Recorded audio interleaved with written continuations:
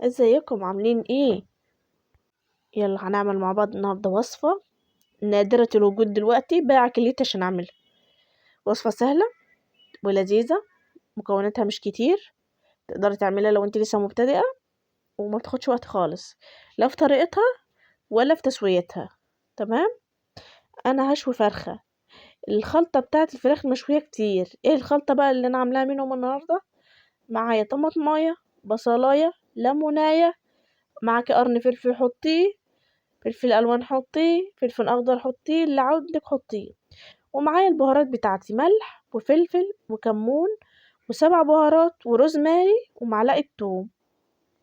تمام كده.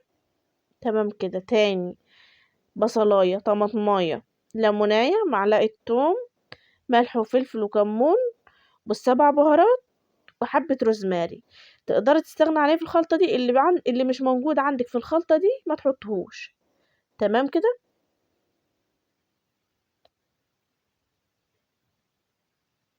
ايوه. لو وصلت لحد كده من الفيديو اعمل لايك وتضغطي على الكلمة الحمراء اللي تحت الفيديو. كده هضرب الخلطة بتاعة التتبيلة دي في الكبة او في الخلاط او على ايدك وبشوريها في المبشرة، النتيجة كلها واحدة. في اللحظة دي هتدوقي الملح بتاعها، تلاقيها محتاجة ملح هتزودي ملح، ملحها مظبوط مش هتزودي. تمام كده. اهو انا كده انا خاليه بين الجلد واللحم، عامله فراغات كده، وعامله فراغات في اللحم في الصدر عشان خاطر يشرب من كل التتبيله بتاعتي. التتبيله دي انا بيتها انا بيت الفرخه بتاعتي في التلاجة، يعني بعد ما تبلتها دخلتها التلاجة وسويتها تاني يوم.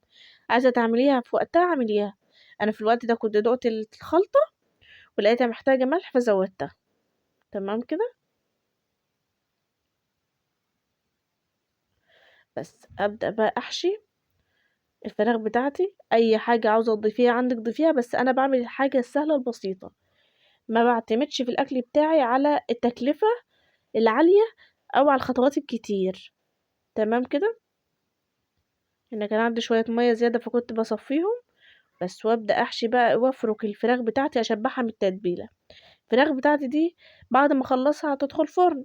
الفرن لازم يكون عالي، ما ينفعش تدخل على درجة حرارة هادية اللي هتكب مية كتير و...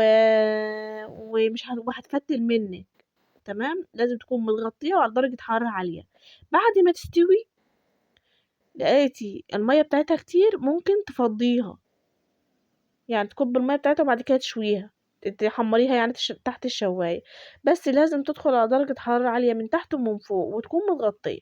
انا كده خلصت التتبيلة بتاعتي، هبدأ بقى ارصها في الصينية وادخلها التلاجة بتاعتي. الفراخ بتاعتي دي عملت لها تركاية، بعد ما طلعت نقلت لي الطعم في حتة تانية خالص. طعمها صراحة كان وهم وهم وهم. بس انا برص الفراخ بتاعتي، المفروض ان انا بعدها على طول هدخلها التلاجة. انت عاوزة تسويها على طول سويها. انا قلتلك ان هي التسوية بتاعتها لازم تكون على درجة حرارة عالية وما تزوديهاش مية، ما تخافيش مش هتلزق منك، لان احنا حاطين خضار والخضار لسه هينزل ميته والفراخ لسه هتنزل ميتها. تمام. بس انا شبعتها بالتتبيله اهوت، الواحده من كل حاجه، البصلايه، طماطميه، ليمونيه، غرقتها ايه تتبيل. بس ده كان شكلها بعد ما خلصت التتبيله بتاعتها. وهدخلها الفرن بقى ونشوفها بعد ما طلعت من الفرن. تا تا تا تا. ده كده طلعت من الفرن. بص اللون بتاعها عامل ازاي والتسويه بتاعتها عامله ازاي. كان فيها ميه انا صفيتها للامانه يعني، وبعدين دخلتها تحت الشوايه خدت اللون ده. وبعدين هعمل ايه؟ هكون مولعه فحمه على النار، واجي اطفيها بحبه زيت واغطي واسيبها تاخد وتدي بالدخان بتاع الفحمايه. هتلاقي عندك الطعم بتاع الفحم ولا اروع. خطيره. بص ادي الفحمايه اهو مولعها خالص، وهزود عليها شوية زيت واغطي. كأنك شوية الفراخ على الفحم بالظبط. بالظبط يعني. انا حاطه الفحم، ما ينفعش احطها في الصينيه على طول عشان خاطر ما تبهدلكيش الفراخ. شفتوا كميه الدخان اللي طلعت دي؟